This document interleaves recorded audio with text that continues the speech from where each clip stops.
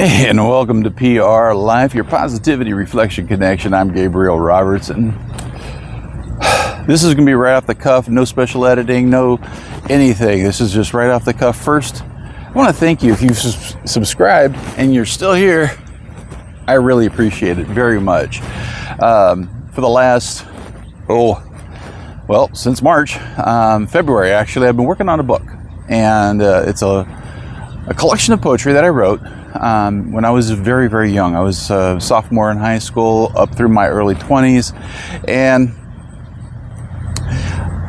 I realized that it was missing something, and which is why I didn't, publish it earlier. And so this book is a reflection on my life's journey, where I was walking with God, where I wasn't with God, and what society was saying, and all the convoluted mess that comes in between. But today, so that was why I've been away for so long, and I'm coming back in a big way now. And this book is going to offer a lot of opportunity to share with you God's Word as it's lived out throughout our lives. And that's what this channel is all about. It's about our mistakes. It's about our progresses. It's about everything. And how does that manifest itself? How does God's Word manifest itself into our lives when we are focused on Him? And how easy it is to get unfocused, and that's kind of what today's about. I wish my own thoughts and feelings were more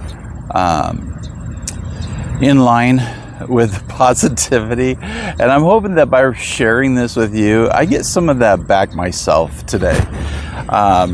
My parents are over 2,000 miles away from me, and they're going through some hard times right now, some troubles that are of not their own design. And if I had all the devices in the world, I probably would fix it, but it wouldn't be God's way, which is probably why I'm out here.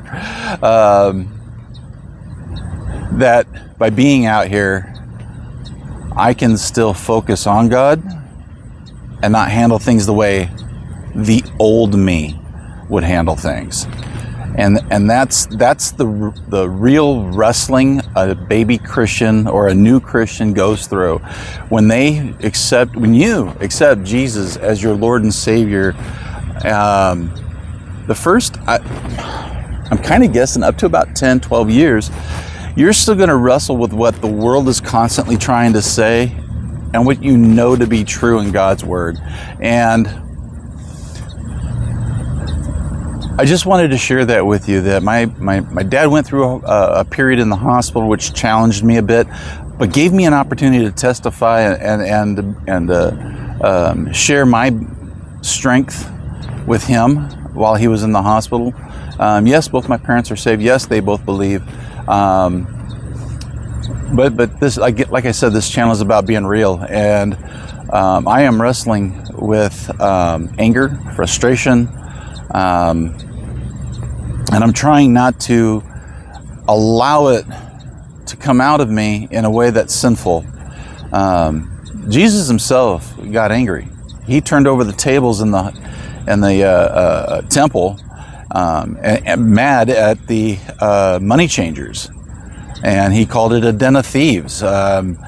Jesus, when he was approached by the guards in the Garden of Gethsemane, I can't even say the word right, so apologize. In the garden, just before he was to be arrested and hung on the cross, the guards showed up. They asked if he was Jesus. He said, "I am he," and they fell over backwards, just off of his announcement. Jesus was not to be pushed over. Jesus was not to be walked on. And we as Christians are to follow that example, but do it in a way that doesn't allow sin to take over the situation. That's the hard part. That's what I'm wrestling with. So far, my walk has been, I wouldn't say peaches and cream, because I've been wrestling with homelessness. I've been wrestling with stability and the feelings of, and then it's not that the provision hasn't been there. God's abundance in life is not just abundance in His Word and abundance in how He makes me feel, but it's an abundance in the strength of family. And not just your personal blood family, but family blood through Jesus Christ. And that's the strength I'm talking about. It's knowing who your family is and trusting that God's going to move through them when you need help. And sometimes it's in prayer, sometimes it's in what they have to give. Maybe it's time, maybe it's money, maybe it's stuff. And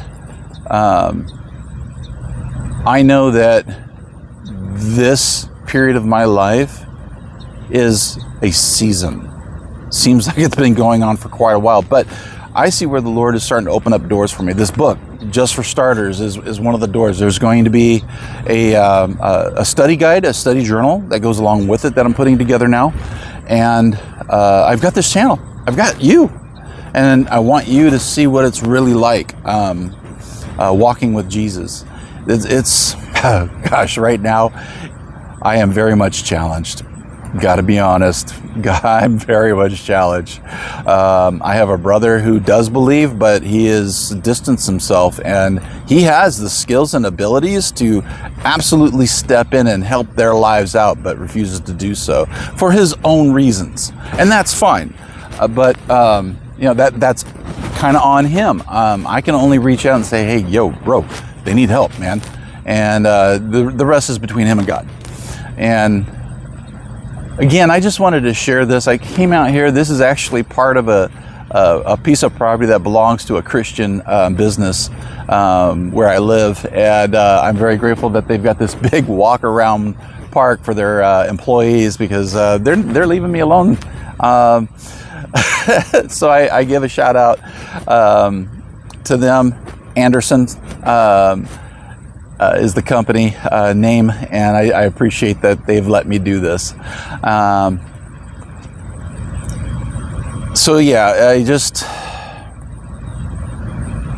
when I'm going to leave you with this, because right now, whether it doesn't matter what side of the fence you're on, if you're liberal or Republican, if you're atheist or a follower of Christ, right now everybody has an opinion on how rough things are. Whether it's the food you buy at the grocery store, the gas you pump in your car, or the person in office, or the person that's not in office. Everybody's got an opinion. Everybody's angry right now. It just seems like the fight is building up inside of all of us on one level or another. And so the story I'm going to leave you with is what Peter experienced with Jesus. Peter and the other disciples were in a rowboat. They were in the water. It was turbulent. They weren't getting anywhere. They're getting very far fast. And then they see Jesus walking on the water. And Jesus calls to Peter out on the water and says, "If you believe." And so Peter says, "I do." And he gets out and he's walking on the water towards Jesus, and the waves are crashing on either side, and kind of like the troubles in our life, they're crashing in on either side, and we're getting distracted. We're looking left, we're looking right. Where we should be looking is right on Jesus. That's what we should be looking on. That's the trouble I'm facing right now. I'm getting distracted with all these waves crashing. I just need to keep my focus on Him and know He's in charge, not me. Man, that's really difficult right now for me. I'm quiet most of the time. I can be very boisterous and exuberant when I'm around friends, but most of the time when it comes to troubles, I'm fairly quiet. I keep it to myself till it's time not to be quiet, and I'm at that point right now where it's time not to be quiet. So that's why I'm here sharing it with you, because it's very real right now. And I'm grateful. I mean, this has gone on maybe a little longer than I wanted to, but hopefully it's all good stuff that you can relate to and know that, and just know that if we focus and keep our center on Jesus, His plan supersedes ours. His abilities are beyond ours. And yeah, I just want to leave you with that today, that life's going to throw curveballs at us, and it's who we focus on in those moments that refines us and makes us stronger for Him, and our testimony remains intact. Man, I love you guys. Thanks so much for joining me. Again, this is Gabriel Roberts with PR Life, your positivity reflection connection. I hope you all have a very blessed day.